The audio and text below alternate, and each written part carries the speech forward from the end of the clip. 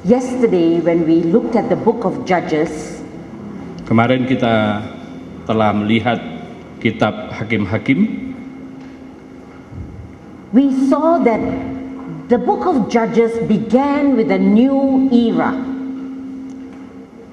Dan kita sudah melihat bahwa kemarin kita belajar bahwa kitab Hakim-Hakim diawali dengan datangnya generasi yang baru atau zaman yang baru.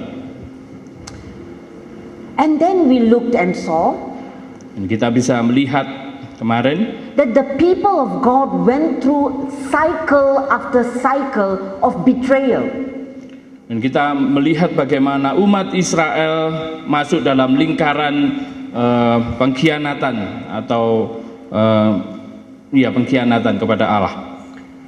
But God had made a covenant with the people, and He always went looking for them. Dan meskipun demikian Allah tetap menyatakan perjanjiannya dan kemudian tetap mencari umatnya.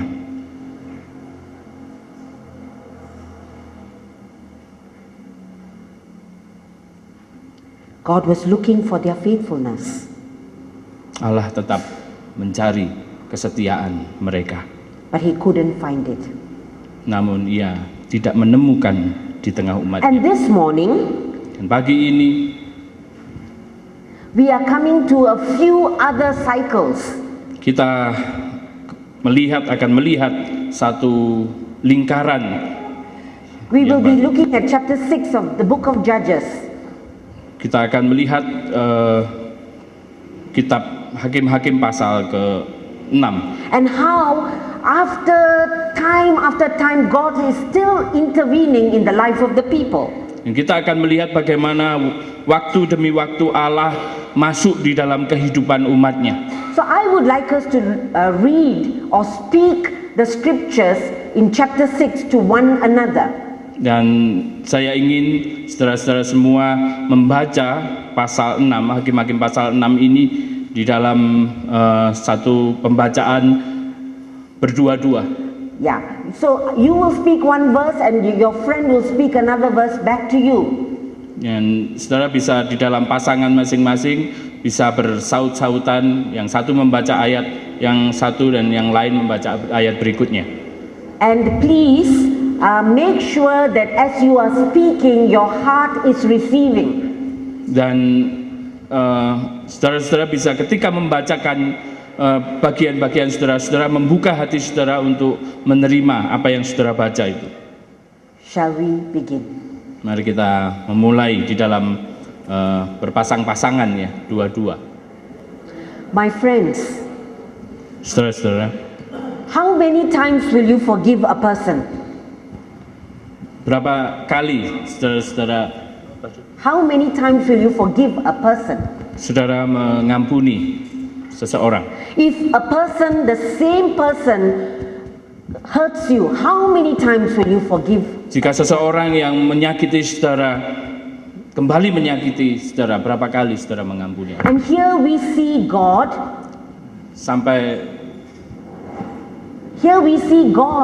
coming again and again to forgive His people. Dan kita di sini melihat bagaimana Allah kembali terus mengampuni umatnya. Gideon is not the first judge. Kita akan melihat bagaimana hakim yang pertama. Gideon is not the first judge.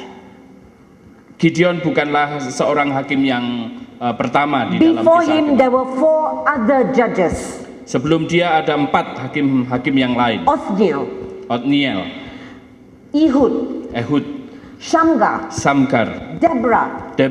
And every time the people kept sinning.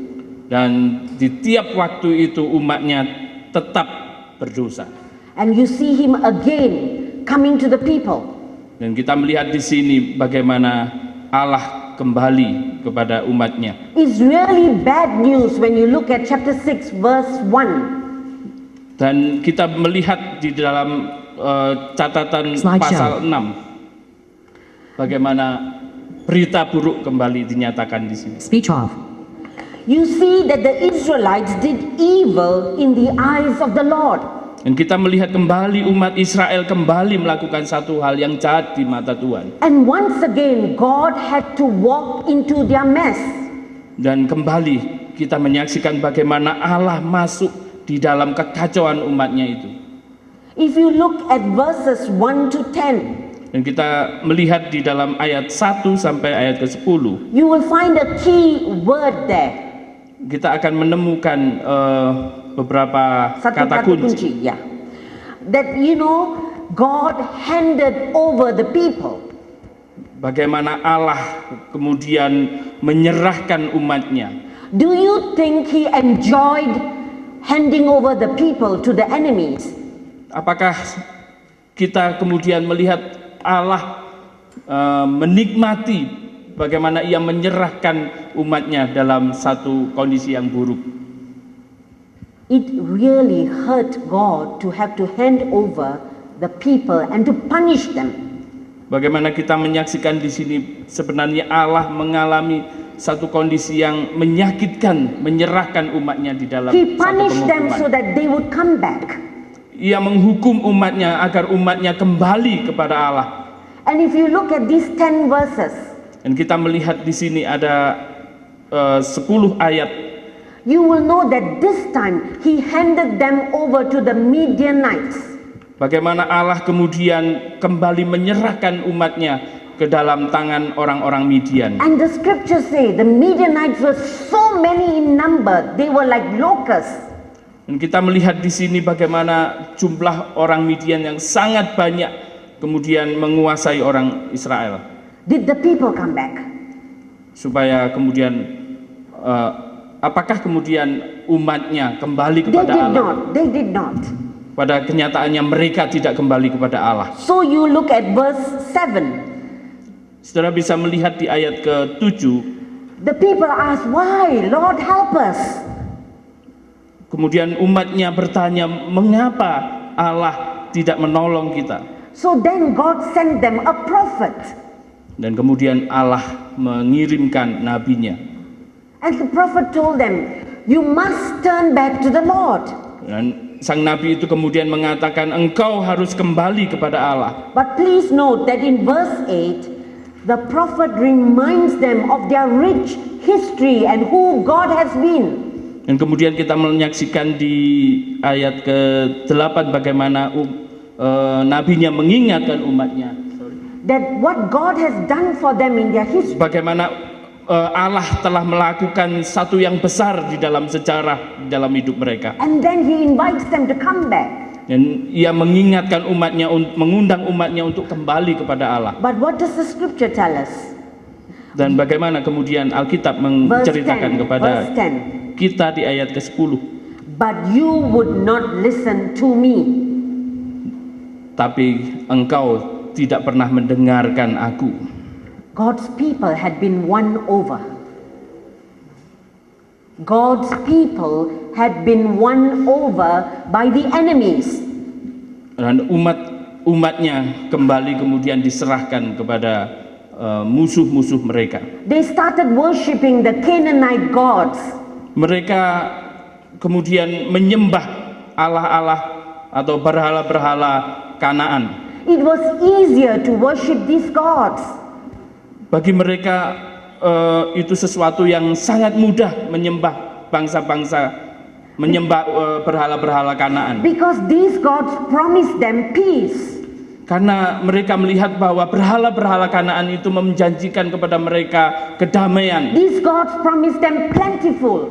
Dan Allah-Allah atau berhala-berhala itu menjanjikan mereka kecukupan. These gods promised them comfort. Allah-Allah atau ilah-ilah itu juga menjanjikan kepada mereka kenyamanan. But who was Yahweh? Tapi siapakah Yahweh itu? I am who I am. Aku adalah aku. And the people found it easier to go to the other gods. Dan kemudian umat Israel menemukan diri mereka lebih mudah menyembah kepada ilah-ilah bangsa Kanaan. So even though they suffered, they did not turn back. Ketika mereka menderita sekalipun, mereka tidak kembali kepada Allah. And then we see from verses 11 to 24 the calling of Gideon. Dan kita menyaksikan di ayat 11 sampai verses 11 to 24. ke ayat ke-24 bagaimana Allah memanggil Gideon.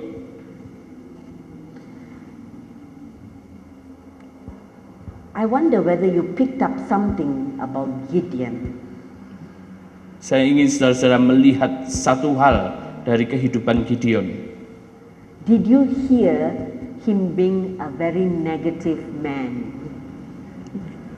Gideon di sini adalah seorang yang Negative orang yang negatif, or disillusioned. orang yang sangat mengalami kekecewaan.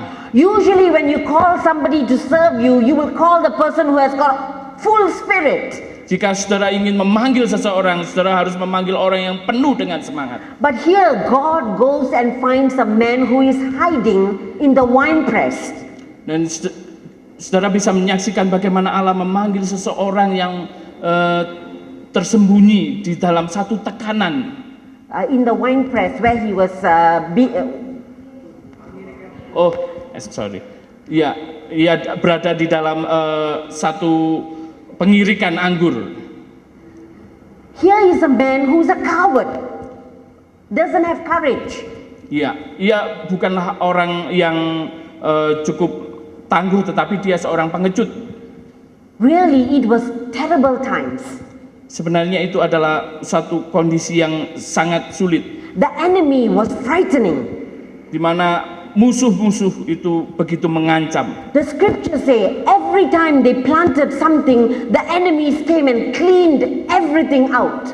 Dan kita menyaksikan bagaimana ketika mereka sudah berada di dalam kondisi yang nyaman, kemudian musuh-musuh itu merebut tanah mereka.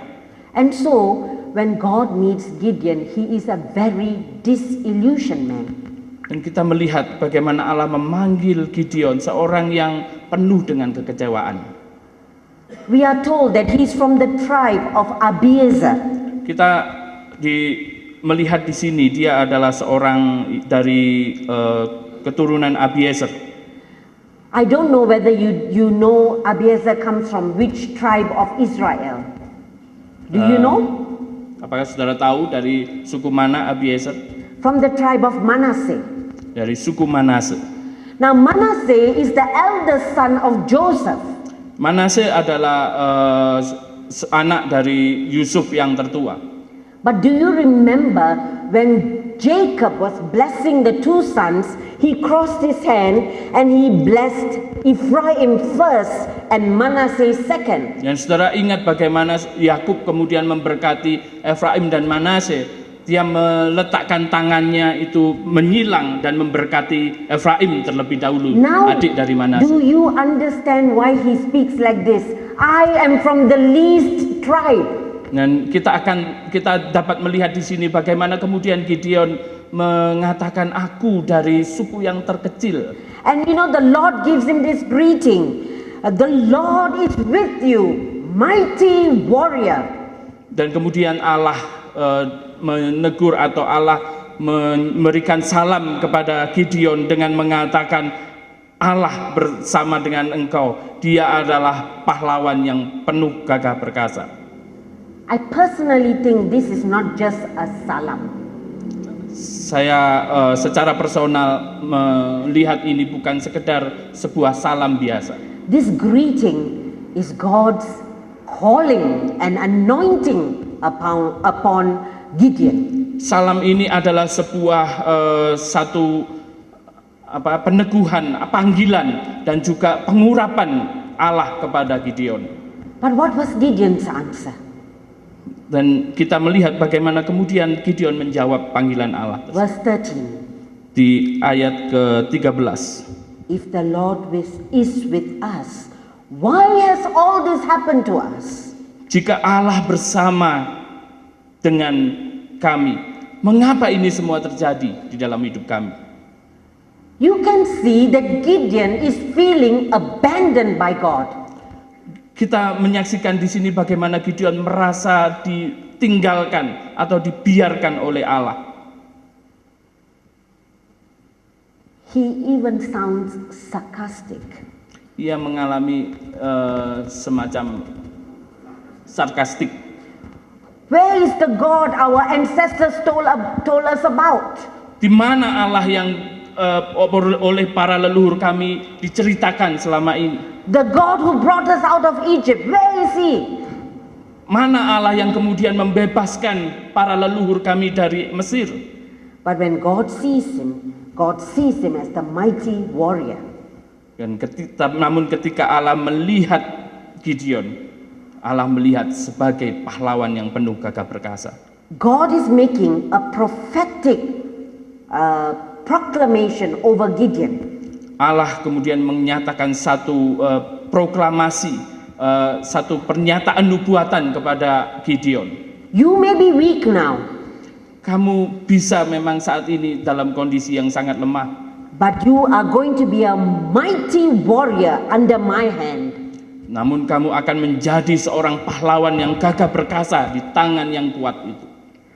Those of you who already did your research, Apakah adakah di antara kita yang sungguh-sungguh melakukan you riset will know mendalam? that the name Gideon means mighty warrior.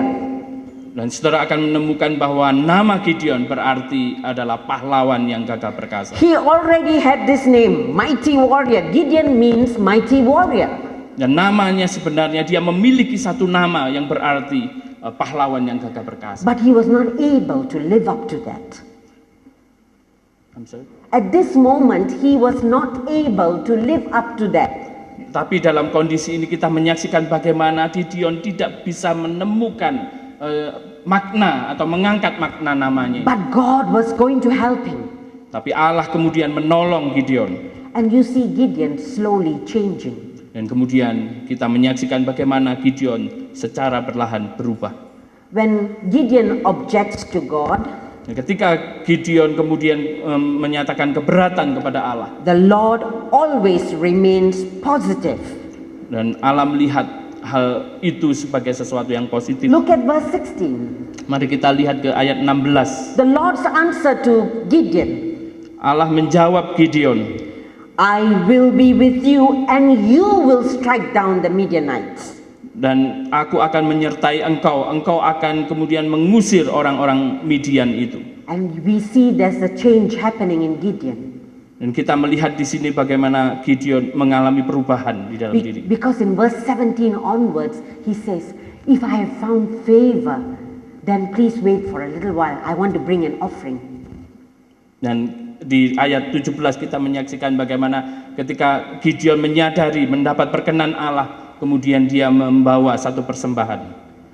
Here you see the process of how Gideon begins to have a flickering hope when he hears God's declaration that I am present with you. Dan kita melihat di sini bagaimana satu proses di mana Gideon melihat pengharapan yang kemudian berpendar di dalam panggilan Allah ketika Allah mengatakan, aku akan menyertai engkau. Gideon is very slow. Gideon sangat lambat. He hears this special voice. He knows it's a special voice. I'm sorry. He hears this voice and he knows it's a special voice. Ya, dia mendengar pernyataan atau suara ini sesuatu yang spesial bagi dia. But he is not yet certain that it is God. Dan dia faktanya tidak begitu yakin apakah ini suara Allah. Until he sees that the offering that he makes is burnt up. Sampai kemudian dia membawa persembahan dan kemudian persembahan itu kemudian dibakar oleh Allah. And now he knows for sure God is right there with him. Dan kemudian dia sadar bahwa Allah benar-benar hadir di sana di dalam kehidupan. And this brings about another change for Gideon. Dan ini kemudian membawa satu perubahan yang lain di dalam diri Gideon. We see him going over to God's side. Dan kemudian kita melihat di sini bagaimana Gideon pergi atau berjalan di dalam hadirat Allah. If you look from verses 25 to 40, Ketika kita melihat ayat 24 25 hingga. 25 sampai ayat 40, You see him making the journey over to God's side. kita melihat di sini satu perjalanan dari Gideon yang datang ke sisi Allah. God tells him, break down the altar of Baal Allah mengatakan, robohkan bangunan itu and restore my altar. dan kemudian bangun kembali altarku. Can you imagine how sinful the people had become, that they had no altar of Yahweh, only the altar of Baal? Dan kita melihat di sini betapa berdosanya umat Tuhan, bagaimana dia tidak mengenal lagi altar bagi Yahweh itu, yang mereka kenal adalah altar bagi Baal. Gideon is still not yet the mighty warrior. Gideon pada saat itu belum menjadi pahlawan yang gagah perkasa. You can still see that he's afraid. Kita melihat di sini dia masih mengalami satu ketakutan. He obeys God, yes. Ya, dia memang taat kepada Allah. But if you look at your scriptures, it says that he went at night. Dan ketika kita melihat bagian ini, kita lihat bagaimana Gideon melakukannya di malam hari. And in verse 27 it says, because he was afraid of his family and the townspeople. Verse 27. Ketika kita melihat ayat 27, tetapi karena ia takut kepada kaum keluarganya dan kepada orang-orang kota itu. It doesn't matter. It does not matter that Gideon is afraid. Itu tidak penting atau tidak berarti apakah Gideon kemudian masih mengalami ketakutan. What matters is that he begins to be obedient. Yang penting adalah bagaimana kemudian Gideon belajar untuk taat.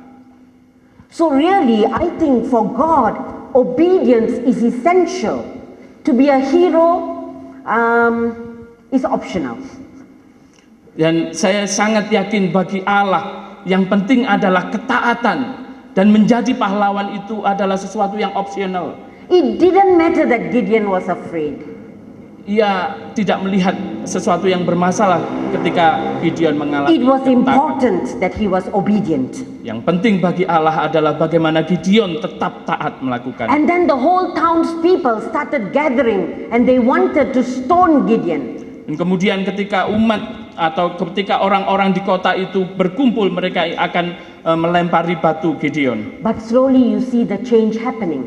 Dan kita melihat di sini secara perlahan sesuatu berubah di dalam. Because the first group of people who were transformed was his own family. Dan kita melihat bahwa kelompok orang yang pertama kali mengalami perubahan adalah keluarga Gideon. His father stands up and says, why do you want to fight for Baal?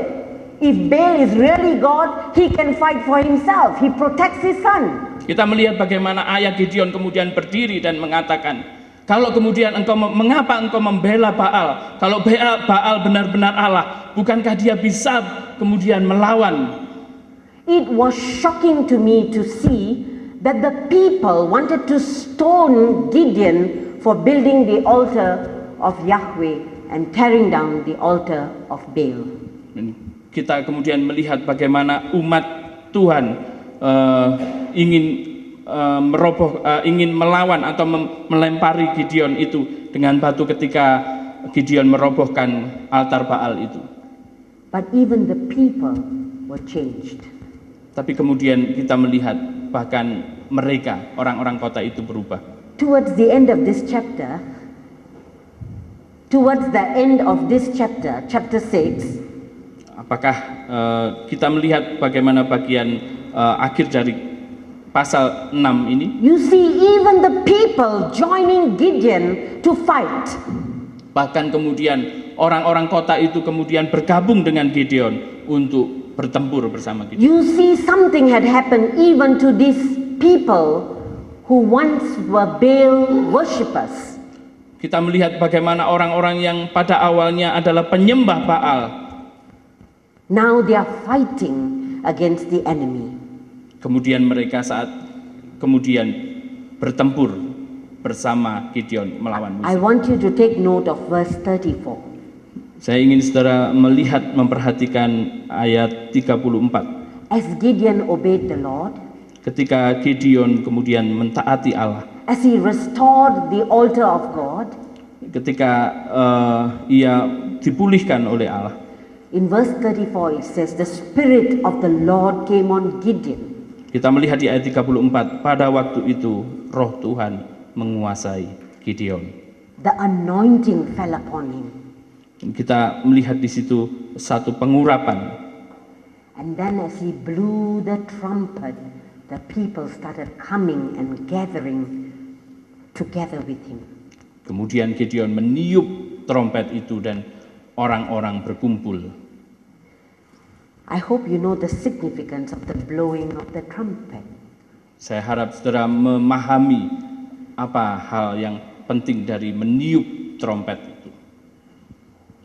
The trumpet is always blown in times of danger. Trompet ditiup untuk satu tanda dari satu kondisi yang dalam kondisi bahaya. Or the trumpet is blown to call the people together. Trompet itu ditiup untuk kemudian mengumpulkan orang-orang itu bersama-sama. The trumpet is the sound that the people must be ready to move. Trompet itu ditiup, ada satu bunyi atau satu tanda bagaimana mereka kemudian umat itu dikumpulkan dan kemudian harus bergerak. And we can see the whole movement, how it was God who helped the people to be ready. Dan ini kita melihat bagaimana ketika Allah kemudian menggerakkan umatnya. Dan ini menjadi satu tanda bagaimana umatnya harus siap. At the beginning of chapter 6, they were worshiping something else. Kita melihat di awal pasal 6, mereka menyembah sesuatu yang lain. But God walked into their midst. Kemudian Allah masuk di dalam segala kekacauan hidup mereka. And He made them ready to follow Him.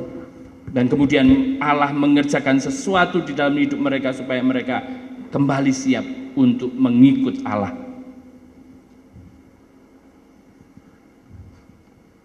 And the people begin. And the people begin a new journey. Dan kemudian umat Allah kembali menjadi umat yang memulai perjalanan yang baru. Memulai perjalanan yang baru.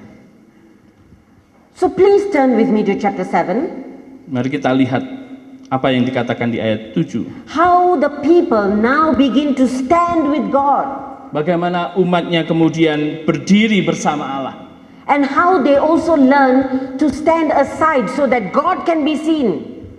Dan kemudian kita melihat bagaimana mereka berdiri bersama Allah sehingga Allah kemudian tampak di dalam diri mereka. I would like you to quickly, this is a speed reading.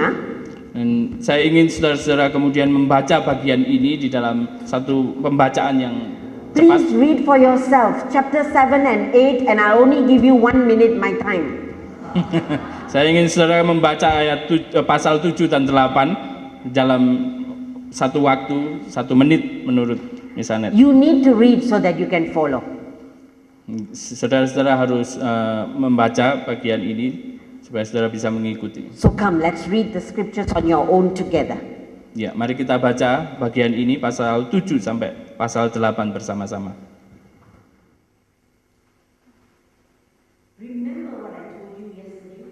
Apakah saudara ingat apa yang saya sampaikan kemarin? God wanted to be the people's ruler. Allah ingin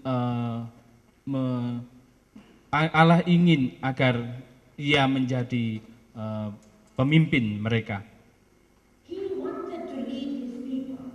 Ia ingin Allah sendiri yang memimpin mereka. He needed them to follow him. Ia ingin mereka mengikut mereka. But the people were always taking things into their own hands. Tetapi kemudian yang kita ketahui mereka, umat Tuhan malah memilih manusia untuk menjadi pemimpin mereka. In chapter 7 and chapter 8 you see God does not allow them to lead. He is the leader. Dan kita menyaksikan kita membaca di pasal 7 dan pasal 8 bagaimana Allah ingin tetap menjadi pemimpin dan memimpin mereka. So he takes charge of the army. Dan dia kemudian memperlengkapi mereka menjadi umat atau menjadi pasukan. He becomes the leader of the army, not Gideon. Ia ingin menjadi pemimpin dari pasukan Israel ini, bukan Gideon. And so it's amazing, this story in chapter 7 and chapter 8. Kita menyaksikan sesuatu yang indah, sesuatu yang mengherankan di And God pasal 7-8. does not want to allow the people to think it was their strength that made them win this war.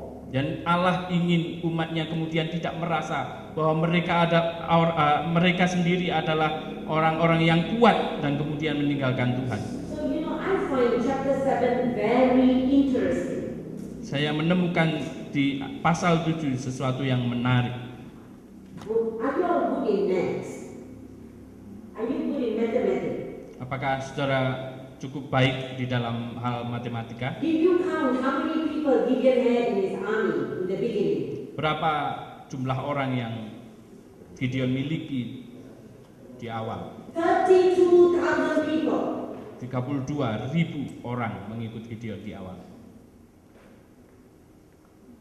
32,000 people were gathered, and look at verse 1. Mari kita lihat 32.000 itu berkumpul di pasal 7 ayat 1. They were gathered at the spring of Herod. Dan kita melihat di sini mereka berkumpul di mata air Herod. Do you know the meaning of the name Herod? Apakah saudara tahu makna kata Herod? It means trembling. Itu berarti gemetar. And the people were really trembling at that place as they were gathered to go and fight. Dan umat Israel benar-benar mengalami kegentaran ketika mereka dipanggil untuk bertempur. 32,000 men. 32.000 orang. And what does God say? Dan apa yang Allah katakan kepada mereka? You have too many men. Kamu memiliki begitu banyak, terlalu banyak orang. 32,000 and you are already afraid.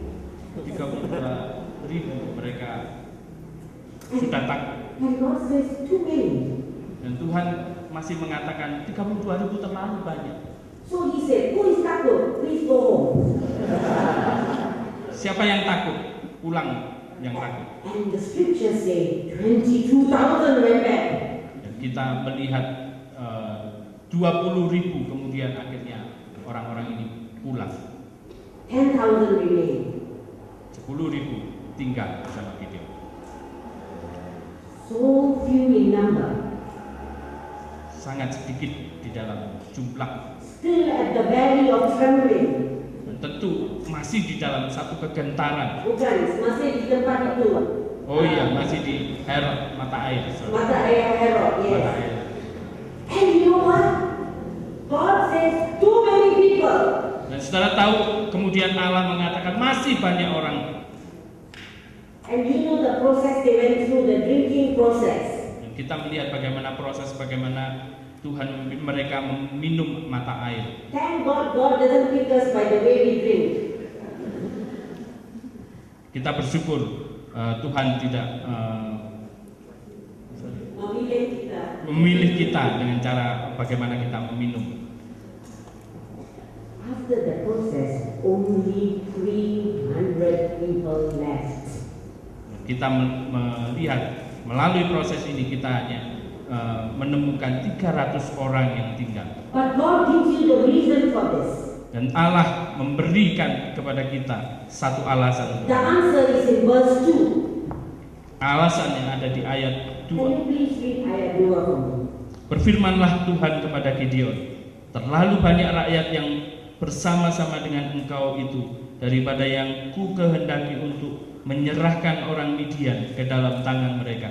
Jangan-jangan orang Israel memegah-megahkan diri terhadap aku sambil berkata, tanganku sendirilah yang menyelamatkan aku. He wanted the people to know it was God who saved them, not their own strength. Allah ingin bahwa umat Israel tahu bahwa Allah lah yang memimpin dan menyelamatkan mereka, bukan kekuatan mereka sendiri. And so you can see God refuses to work merely through human strength. Dan kita melihat di sini bagaimana Allah menolak bekerja atau Allah menolak bagaimana karyanya itu, di mana manusia menggunakan atau mengandalkan kekuatannya sendiri. The people were already helpless and intimidated. Kita lihat bagaimana sebenarnya umat Tuhan pada waktu itu merasakan satu ketidakberdayaan dan terintimidasi. In fact, if you really read carefully, you will know they did not have weapons for the war. Dan kalau saudara membaca di sini, mereka tidak memiliki senjata sama sekali. Don't you realize how they went and conquered the Midianites? Bagaimana mereka kemudian menyadari bisa memenangkan orang-orang. They only had a trumpet each. They only had a trumpet, Mereka hanya memiliki trompet itu. a jar,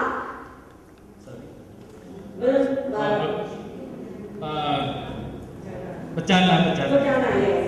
And then they also had a torch. Dan mereka memiliki obor. If you read chapter 7, these are the three weapons they brought with them. Dan kita melihat di sini mereka hanya memiliki 3 senjata itu. Who can you kill with the trumpet?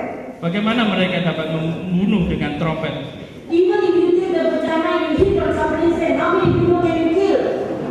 Seandainya mereka melempar bejana itu, berapa orang yang bisa This mati? is ridiculous. Ini sesuatu yang sangat menggelikan. And God kept being ridiculous by saying too many people, reduce the number. Dan kemudian Allah tetap mengizinkan sesuatu yang menggelikan ini dengan mengatakan terlalu banyak orang masih, terlalu banyak orang. Because the people were only to fight with God's promises and God's power. Tapi Tuhan hanya ingin bagaimana umatnya itu bertempur dengan satu janji dan kekuatan Allah semata. Do you know this is not the first time that people fought without weapons? This is not the first time. Saudara tahu bahwa ini bukan pertama kali sebenarnya umatnya bertempur dengan tanpa menggunakan I senjata. think God is a very funny God. Saya merasa Allah adalah Allah yang If sangat you were lucu. in the Lord's army, you will be very scared all the time. Jika saudara menjadi pasukan Allah, saudara akan mengalami rasa takut setiap waktu. You remember when Joshua led the people to conquer Jericho? Bagaimana saudara ingat apakah ketika Yosua mengalahkan Yeriko? That time do not even have trumpet.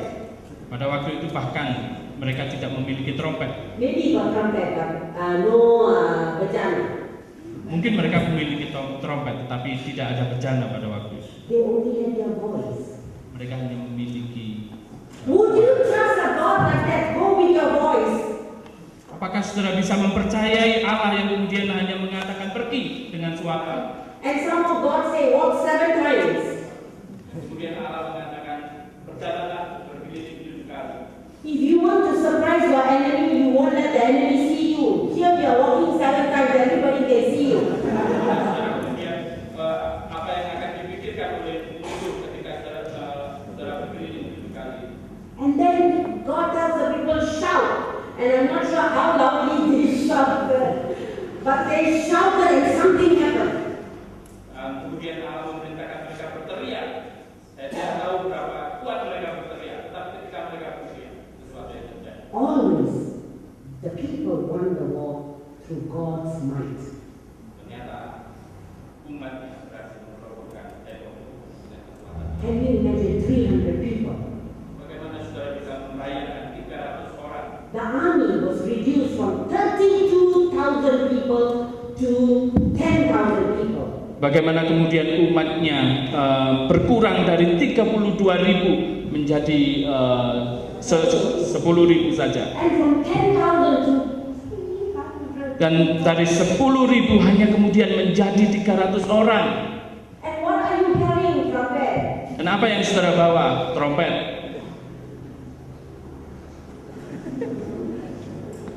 Has your boss ever asked you to do silly things? Apakah bos saudara juga pernah memerintahkan sesuatu yang sungguh menggelikan? And in your heart you are saying, I don't want to do this. Dan mungkin di dalam hati saudara mengatakan, aku nggak ingin melakukan itu. And the strategy that Gideon had. Dan strategilah yang kemudian saudara buat dengan detail. He divided the 300 some 100 go here, 100 go here, 100 go there. 100 is so small. Kemudian setelah menyaksikan bagaimana 300 itu dibagi-bagi menjadi 100 sebelah sana, 100 sebelah sana, dan 100 dibagi lagi. Betapa menjadi kecil lagi. No guns. Tidak ada Pistol. tidak ada pistol, No, lembing or whatever. tidak ada lembing, tombak, Only trumpet. hanya trompet. But because God had given a promise, Ya, tapi ketika Allah sudah memberikan janjinya, God told Gideon, "Are you scared?" dan kemudian Allah mengatakan kepada mereka, apakah engkau takut? If you are scared, then he told them in verses 9 to 13, go into the Midianite camp and listen to what they are saying.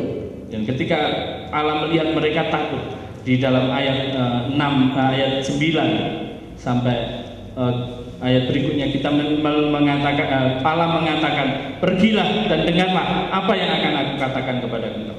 So Gideon went to listen to what they were talking.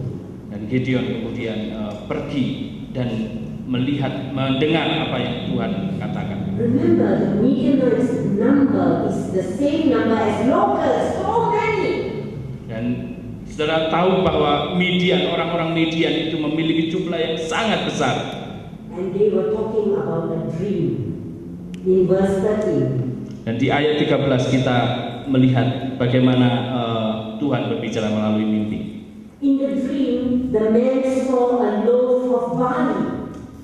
Dan kita melihat di ayat 13 di mimpi itu ada tampak sekeping roti jelai. And how the barley bread came and hit down the camp of the Midianites. Dan kemudian kita melihat di sana sekeping roti terguling masuk ke perkemahan orang Midian itu. And then they were talking, what does this mean? Dan mereka kemudian bertanya, apa arti mimpi itu? I want you to understand verse 13 very carefully. Saudara perhatikan ayat ini dengan sangat perhatian. Barley is second class bread. Saudara, roti jelai adalah satu roti yang second class, satu roti yang kelas 2. And God was telling through the dream that He will use the second class people. People who are so weak, He will use them to topple the mighty army of the Midianites. Dan saudara tahuilah bahwa melalui mimpi ini Allah ingin bagaimana Allah menggunakan umat yang kelas 2 itu kemudian menjadi umat yang bisa mengalahkan orang-orang Midian itu. And here is a group of people who do not know Yahweh.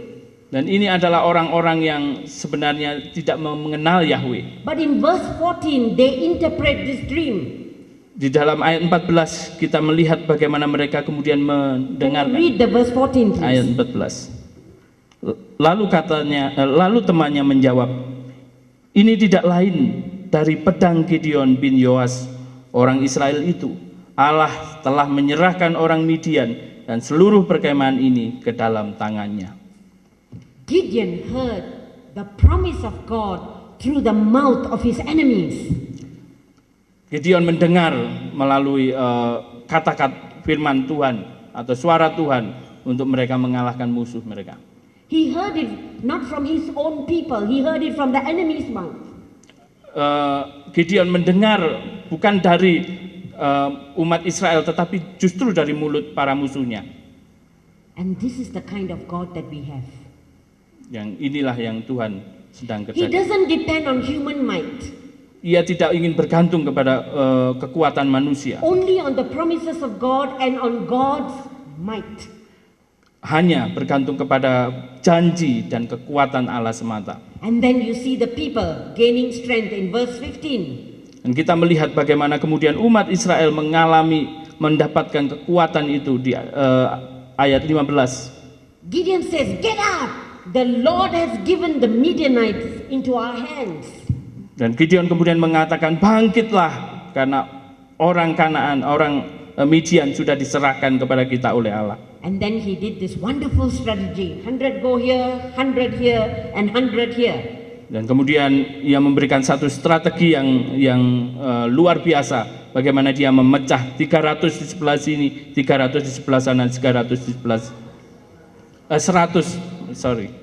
But I tell you why it was a good strategy. Nah, saya ingin mengatakan bagaimana ini bisa disebut sebagai strategi yang bagus. Normally, in olden days, only very few trumpets in any army. Pada waktu itu sebenarnya mereka hanya memiliki sedikit trompet di dalam pasukan mereka. Usually not. Biasanya mereka memiliki hanya sedikit trompet di tiap pasukan. So you will only hear maybe about 10 trumpets being blown. Dan mungkin mereka hanya memiliki sekitar 10 trompet yang bisa ditiup. So when you hear 10 trumpets, you know there's a big army coming.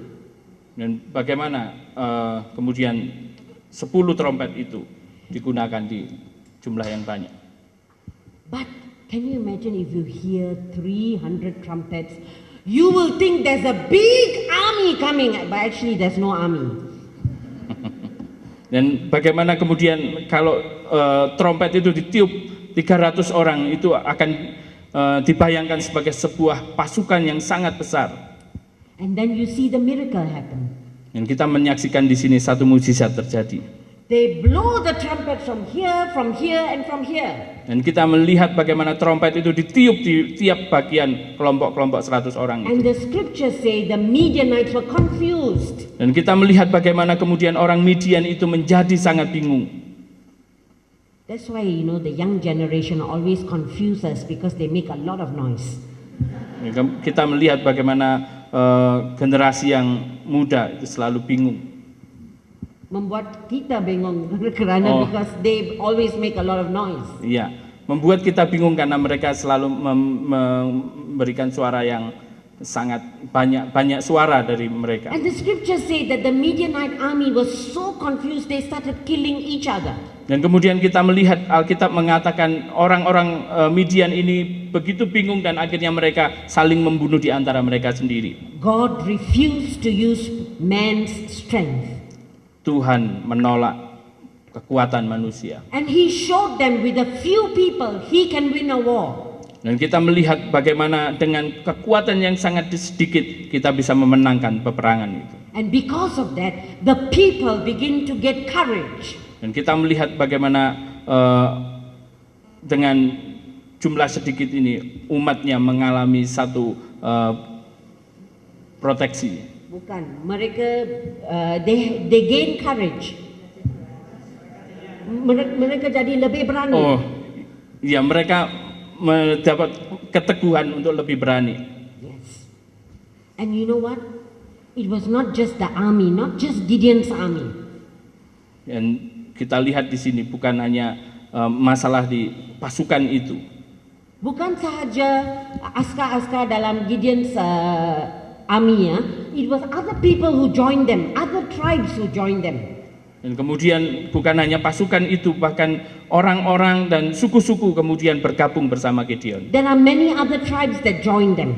Ada beberapa begitu banyak kemudian suku yang bergabung dengan Gideon. If you look at the scriptures, Kita melihat di Alkitab kita in verse 23, di ayat 23, the tribe of Naphtali joined them, suku Naftali bergabung dengan the mereka. tribe of Asher joined them, Suku Asher bergabung the dengan tribe of Manasseh joined them, dan suku Manasye bergabung juga dengan mereka. and later the tribe of Ephraim joined them. Dan ini kemudian suku Israel bergabung juga dengan mereka. Ephraim, ya. You see more and more people gaining courage because they saw God fighting for his people. Dan begitu banyak orang kemudian mengalami satu peneguhan karena mereka melihat bagaimana Allah bekerja di dalam I hidup don't know mereka. when you will find strength. When do you find strength? Saya tidak tahu kapan saudara mendapatkan kekuatan. I find strength when I see God fighting for me. Saya mendapatkan kekuatan itu ketika Allah bertempur untuk saya. Usually we get it wrong. I cannot tell you all the different sequence of events that took place in chapter 8. Saya tidak bisa menjelaskan hal-hal yang terjadi di pasal ke-8. But I want to tell you this.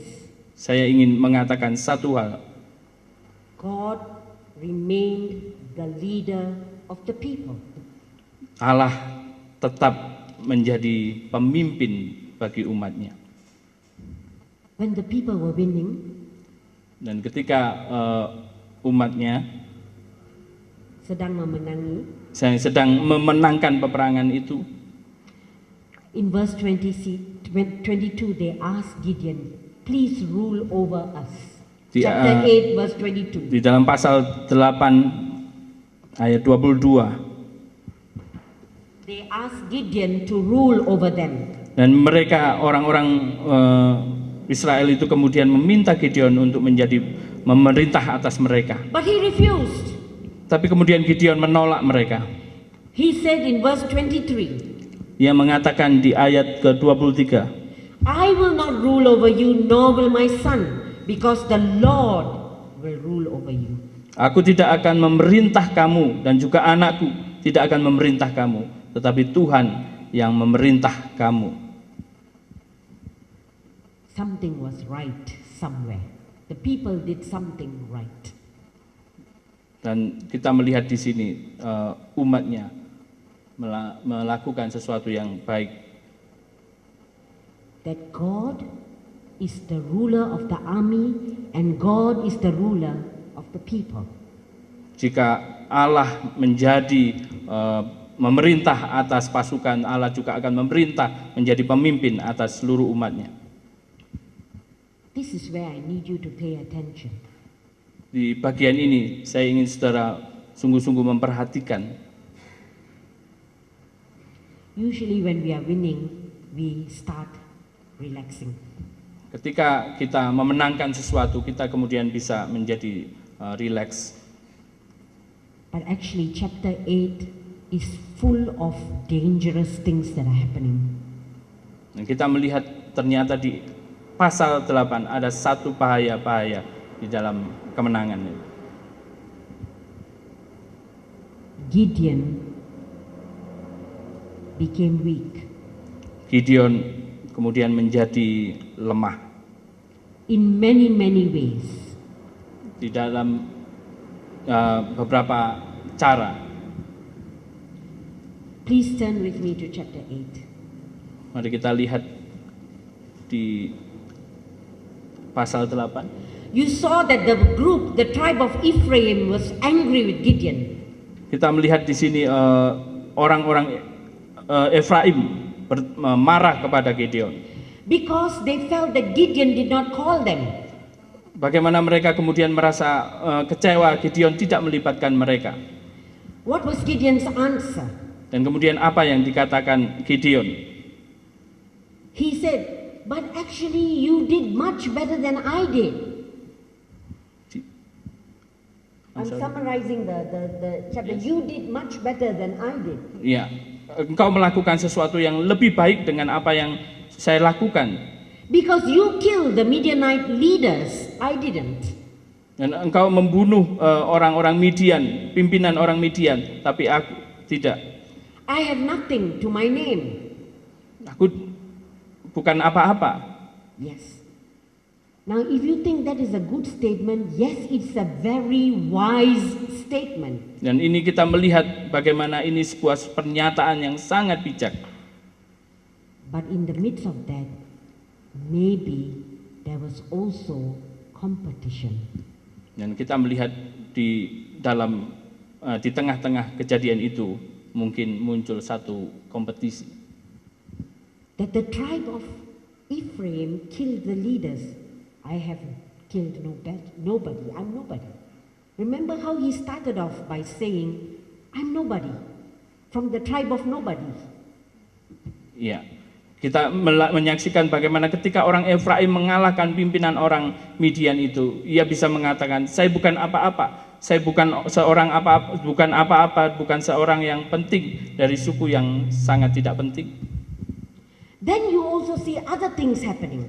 Dan kita lihat sesuatu yang terjadi, sesuatu yang lain terjadi. In verse 6, di ayat ke-6. There was a group of people who were his own people from Sukkot. They did not respect him. Bagaimana kemudian orang-orang Sukot tidak menghormati Gideon. They did not want to give food for his army. Mereka tidak memberikan makanan kepada pasukan Gideon. In verse 8, Di ayat 8, the people of Peniel did not want to give food for his army. dan kita lihat di ayat 8, orang-orang Penuel juga tidak memberikan mereka makanan. Do you see what is his answer to them? Bagaimana kita bisa menjawab mereka? Gideon told them, when I return in triumph, I will kill you. Gideon menjawab, ketika saya kembali dari kemenangan, saya akan membunuh kalian semua. In chapter 8, I do not see God at the center. Di ayat 8, di pasal 8, kita melihat bagaimana Tuhan menjadi tidak menjadi pusat. He is tempted to take revenge. Dia tergoda untuk membalas dendam. Not at his enemies. Tidak kepada musuh-musuhnya, At his own people. kepada umatnya sendiri. Because they challenge his ego. Dan itu karena mereka menantang ego dari Gideon sendiri. So you see in one man called Gideon, Dan kita melihat dari satu orang yang dipanggil both Gideon. you see good things and negative things. Kita bisa melihat ada satu dari sisi yang sesuatu yang baik, tetapi sisi yang lain sesuatu yang buruk. And so when in verse 13 he says, when he came back from winning the battle. Dan ketika di ayat 13, ketika Gideon pulang dari peperangan itu, You see that he killed off the people of Sukkoth. kita melihat di situ bagaimana mereka membunuh penduduk Sukot. And in verse 17 how he killed the people of Peniel. Dan kemudian di ayat 17 mereka juga membunuh orang Penuel. Something is not right. Sesuatu yang buruk. Then in verse 18, Di ayat 18, he has captured the leaders of the enemy, Zeba and Zalmunna. ia menangkap pimpinan dari musuh itu. Di ayat ke-18, Seba dan Salmuna. Now, these people he needed to kill them because that was God's order to him. Orang-orang Israel ini tidak membunuh mereka. No, these two people Gideon must kill them because God ordered him to kill them. Oh iya, sorry.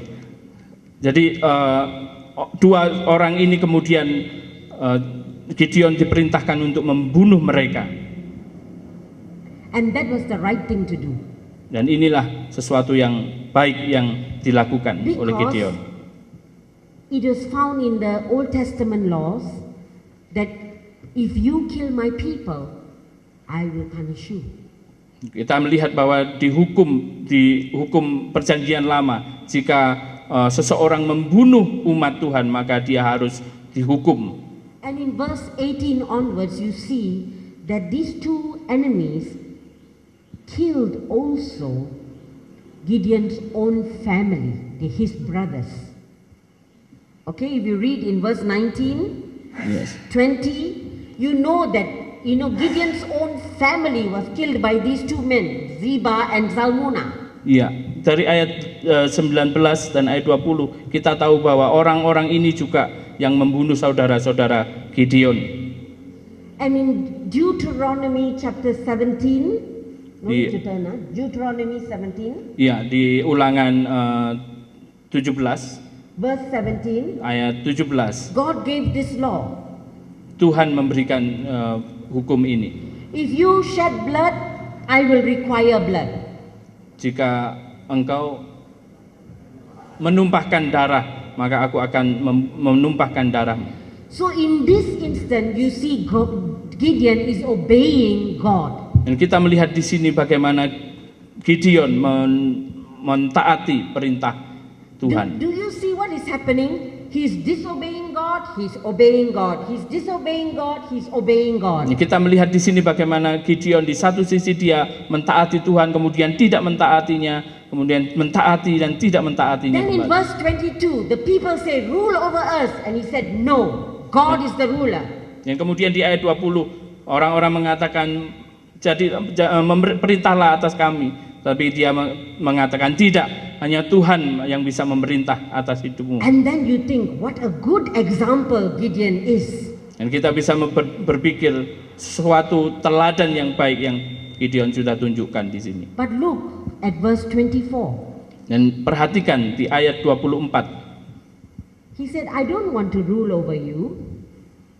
Dia mengatakan, aku tidak ingin memerintah atas kamu. But I want you to give me gold. Aku ingin supaya kamu memberikan emasmu. Do you know that only a king will require people to give him the gold that they brought back from war? Dan saudara tahu bahwa hanya rajalah yang bisa memerintahkan atau meminta perhiasan-perhiasan emas ini kepada dirinya. So while his mouth said, I will not be your king, actually his actions are showing that I'm layak to be your king. Iya. Kita melihat bagaimana dengan mulutnya dia mengatakan, saya bukan raja, tetapi sebenarnya dia ingin menjadi And then raja. look a few verses down there. What does he do? He takes the gold and he makes an ephod. Dan kita melihat di sini bagaimana kemudian Gideon mengumpulkan emas ini dan membuat satu ephod, baju ephod. Now the ephod was only to be worn by the high priest. Kita tahu bahwa ephod adalah baju yang dikenakan oleh imam besar. And only one ephod Hanya satu ephod in the temple. yang ada di bait Allah. But here Gideon makes a ephod and it says in the scriptures, all the people started worshipping it. Dan kita melihat di sini bagaimana kemudian Gideon membuat baju ephod dan umat Israel kemudian menyembah. Again, what is he doing? Dan kita melihat di sini apa yang dia lakukan. It was only the Canaanite kings who set up the altars so that the people will follow their cult. Dan kita menyaksikan di dalam kehidupan orang Kanaan ketika mereka menang, mereka bisa mendirikan altar bagi raja mereka, bagi Tuhan. So that the people will start following their gods. Dan kemudian bagaimana orang-orang atau umat Tuhan mengikut Tuhan. So it is usually the king who does that. Ini biasanya Raja yang melakukan. hal And ini. so when Gideon set up this altar and ephod, again he was acting like a king. Dan ketika Gideon membuat altar ini, dia sebenarnya mengambil satu tindakan seolah-olah dialah rajanya. So I want to tell you that my heart is broken when I read chapter 8. Dan saudara tahu bahwa ketika saya membaca bagian ini, saya merasa satu yang sedih. I begin to see cracks happening in the devotion to God.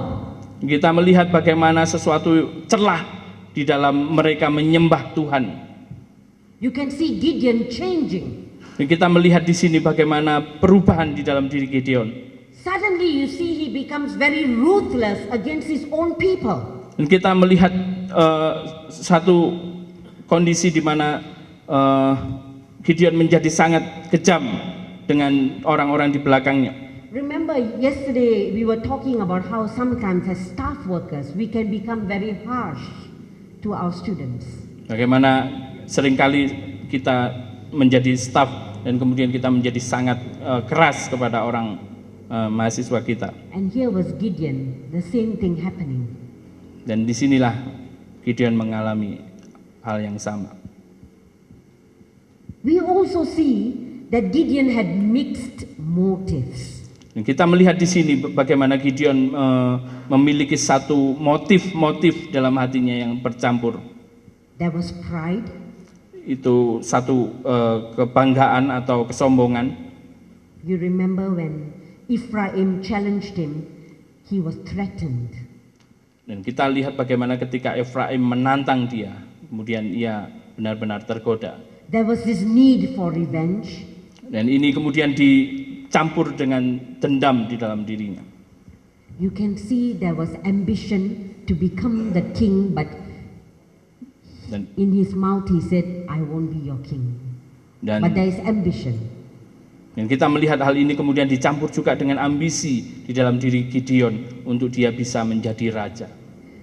If you read right until the end of chapter 8, he has a son and he named his son Abimelech, right?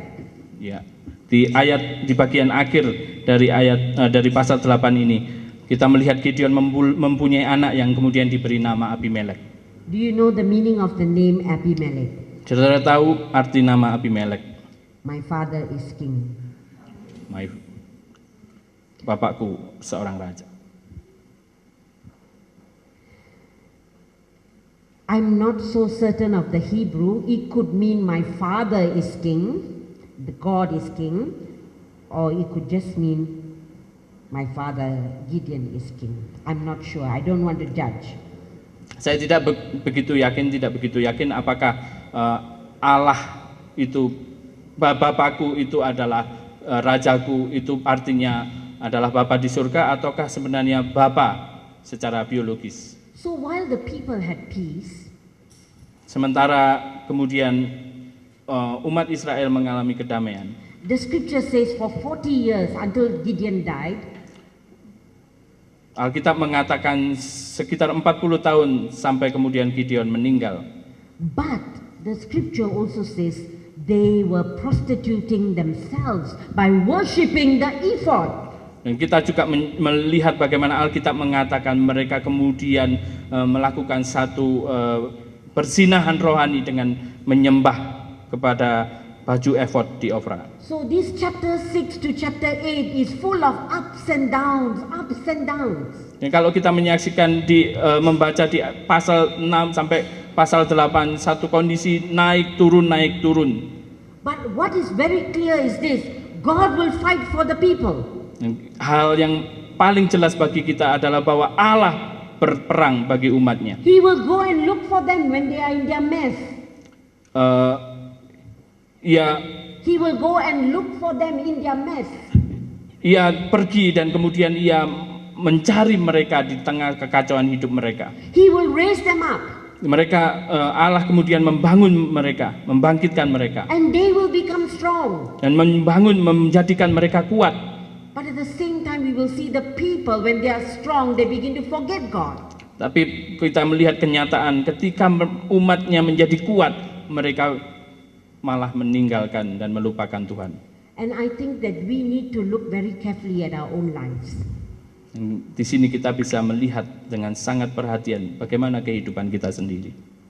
When we sign up on God's team, ketika kita masuk di dalam satu tim bersama Allah,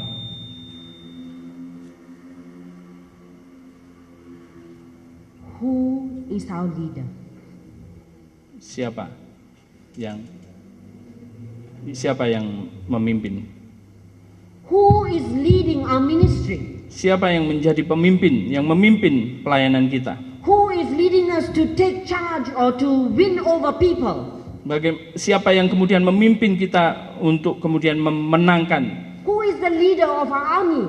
Siapa yang menjadi pemimpin dari pasukan kita? Who is standing in the center place? Siapa yang kemudian berdiri di pusat? Is it God or is it myself? Apakah itu Tuhan ataukah diri kita sendiri? Do you know that there are many ministers who are just like Gideon? Saudara tahukah bahwa begitu banyak pelayanan yang mengalami hal sama dengan Gideon? That when God has helped us, we forget God. Ketika Allah kemudian menolong kita, kita melupakan Tuhan. We think it is our skill that brought us so far. Kita kemudian mengatakan ini karena pengalaman, kemampuan kita selama ini. And we begin to make decisions that do not honor God. Kemudian kita mengambil satu keputusan dan tidak bertanya kepada Tuhan.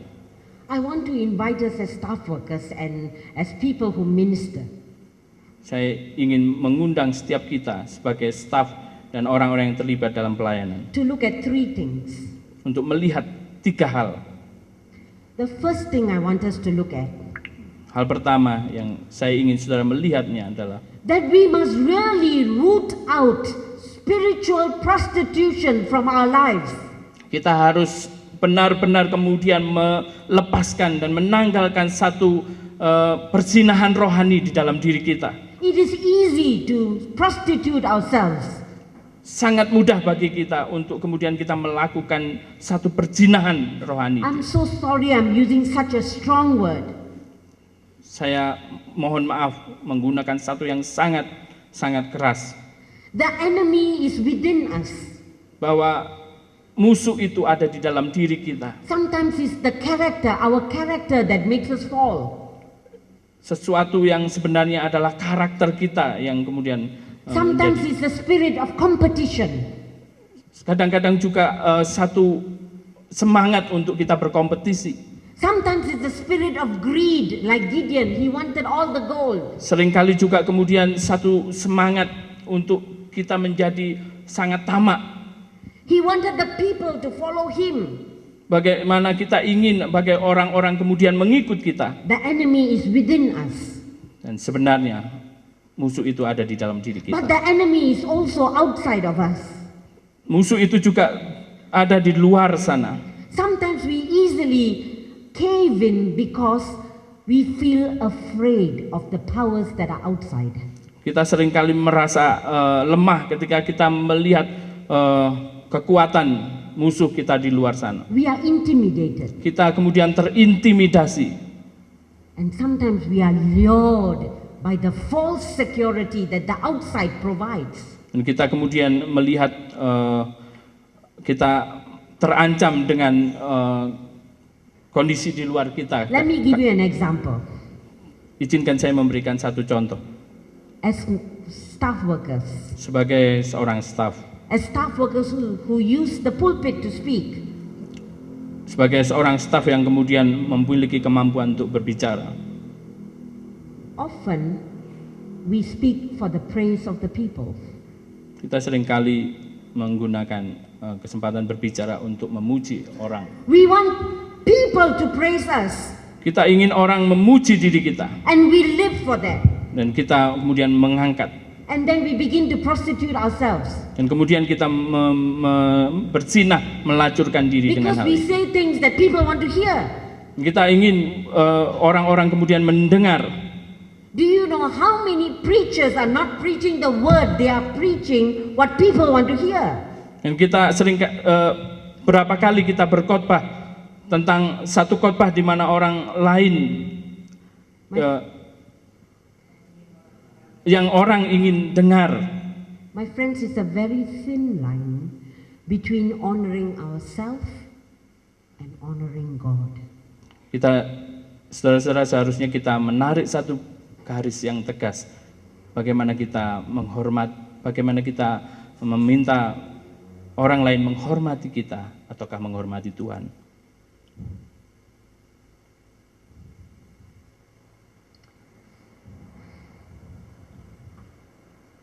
When I say staff workers, I'm talking about myself as well.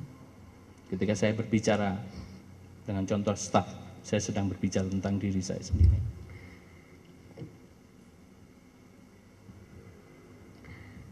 I've seen many of us live for the praise of people.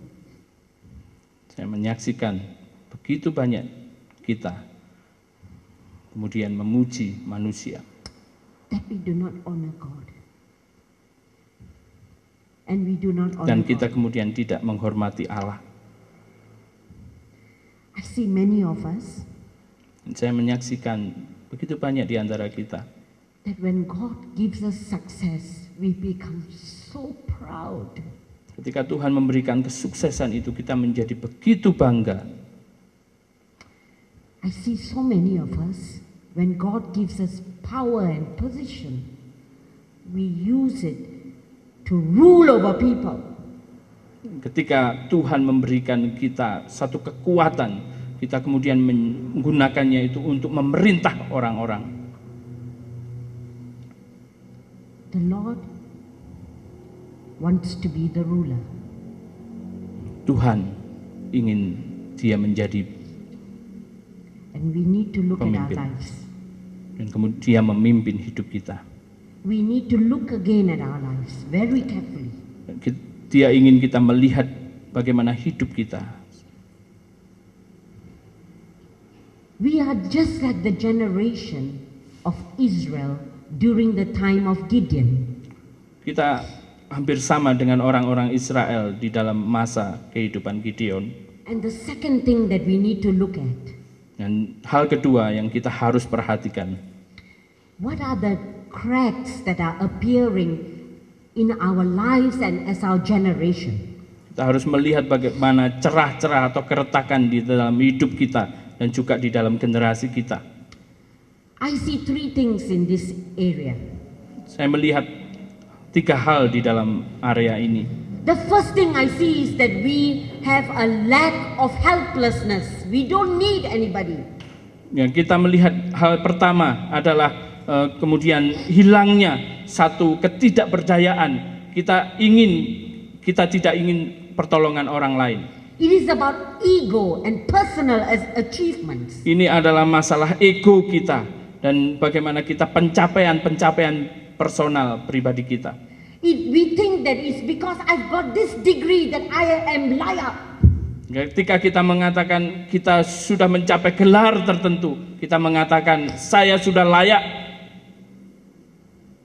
My friends, Saudaraku, we can have all the degrees that we want. If God is not with us, nothing will happen. kita telah mendengar dari firman Tuhan, ketika Tuhan tidak bersama kita, tidak ada hal yang bisa terjadi. We also are lured by worldliness. Kita seringkali juga kemudian dipikat oleh keduniawian.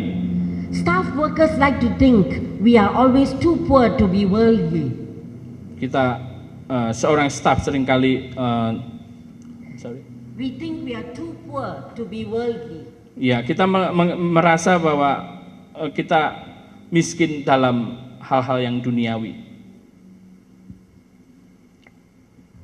No, we are miskin, and so we are not tempted by worldliness. Ya, kita merasa tidak tertarik kepada hal-hal duniawi. But let me tell you, a lot of poor people are the most worldly people. Tapi saya ingin katakan kepada saudara-saudara, begitu banyak orang yang sebenarnya miskin, tetapi dia memiliki hal pemikiran yang sangat duniawi. We always covet and we want this and we want that and we always pity ourselves that we don't have. Kita ingin banyak hal, menginginkan hal ini, hal itu, tetapi kemudian kita mengasihani diri kita karena kita tidak memilikinya. We have the need to possess this and to possess that. Kita kemudian merasa butuh memiliki hal ini dan itu.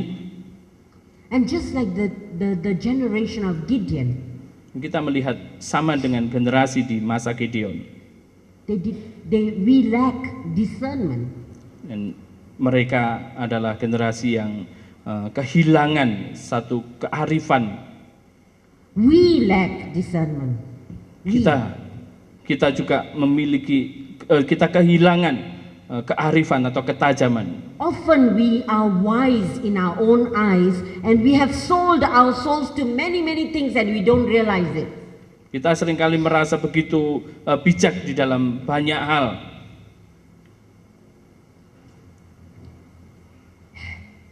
Would you think about your own life as I think about my own life? Bagaimana kehidupan saudara dan kehidupan saya?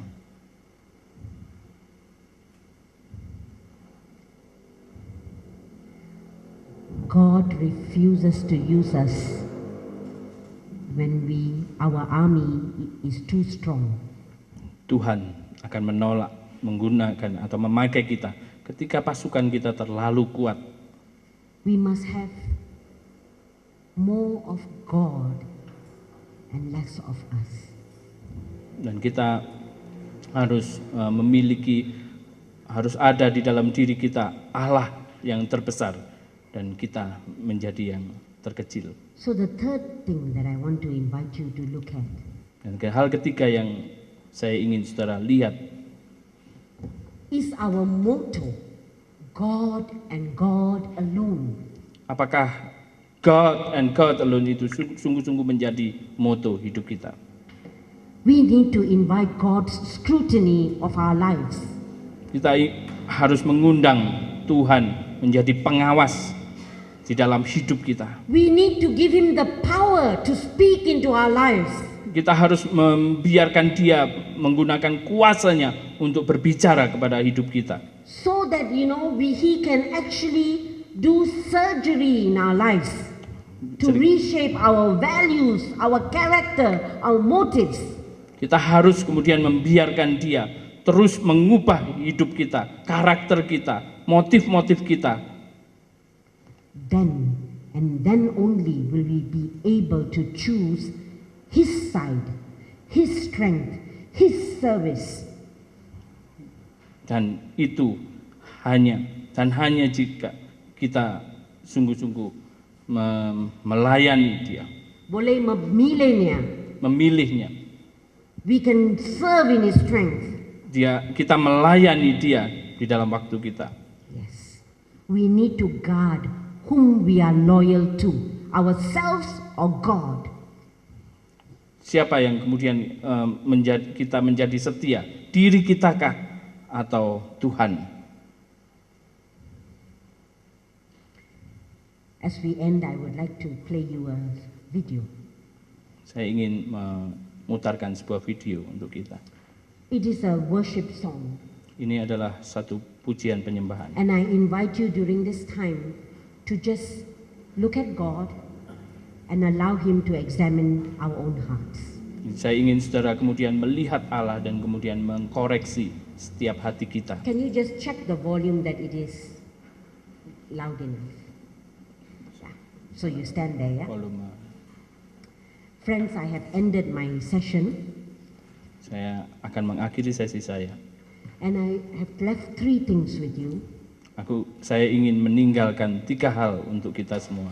I said we must root out spiritual prostitution. Kita harus kemudian menanggalkan perjinahan rohani kita. We must look at all the cracks in our lives and quickly do something about it. Dan kita harus melihat celah-celah di dalam hidup kita dan kita melakukan sesuatu terhadapnya. And we must choose God and God alone. Dan kita harus memilih hanya Allah, Allah saja.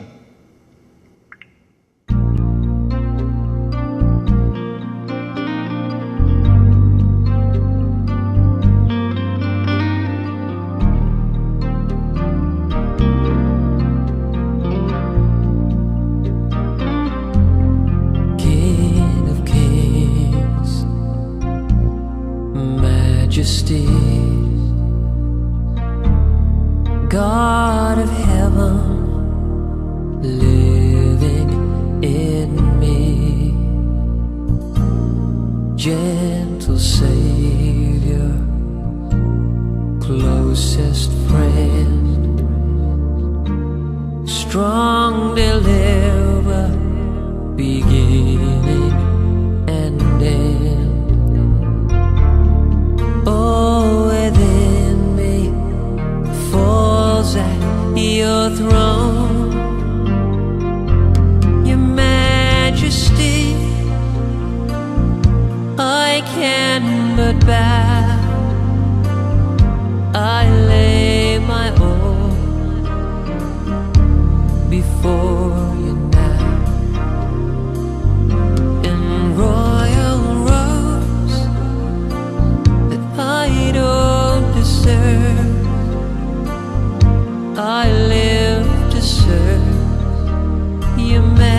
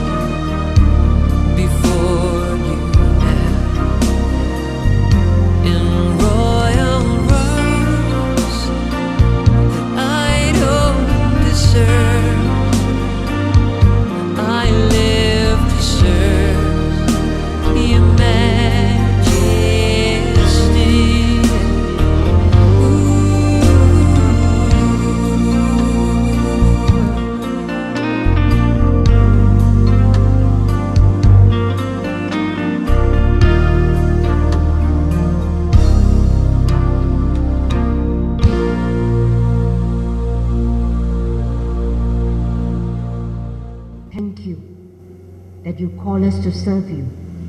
Terima kasih Engkau telah memanggil kami untuk melayani-Mu. Forgive us that often we take the center stage. Ampuni kami bahwa kami seringkali mengambil Engkau, mengambil posisi-Mu. Lord, Ya Tuhan, change us. ubahlah hidup kami. In Jesus' name we pray. Dalam nama Yesus. Amen. Amin. God bless you. Tuhan berkati.